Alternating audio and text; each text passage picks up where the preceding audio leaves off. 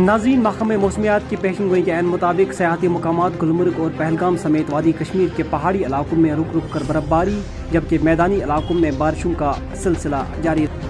متعلقہ محکمہ کے ایک ترجمان نے بتایا کہ وادی کشمیر میں بیشتر مقامات پر پیر سے لے کر 4 مارچ تک ہلکی سے درمیانی درجے کی برف باری یا بارشوں کا سلسلہ جاری رہے گا۔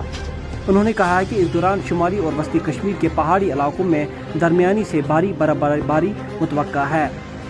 ان کا کہنا ہے کہ بعد ازاں 4 سے 9 مارچ تک موسم مجموعی طور پر خشک رہنے کا امکان ہے۔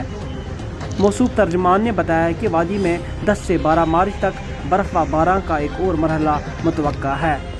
محکمہ نے اپنے ایڈوائزری میں سیاحوں، مسافروں اور ٹرانسپورٹروں سے کہا ہے کہ وہ ٹریفک ایڈوائزری پر عمل کریں۔ ایڈوائزری میں کہا گیا ہے کہ اس دوران کہیں کہیں چٹانیں کھسک آنے کے بھی خطرات ہیں، جس کے پیش نظر لوگوں سے کہا گیا ہے کہ وہ ان علاقوں میں جانے سے پرہیز کریں جہاں برفانی تودے گر آنے کے امکانات رہتے ہیں۔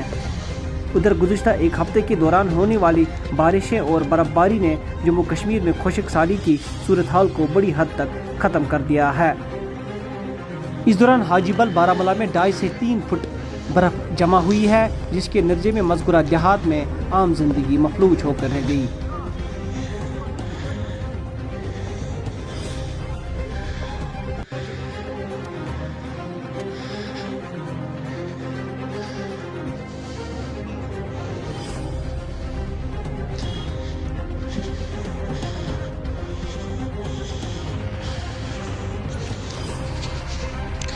کیا چھو کران؟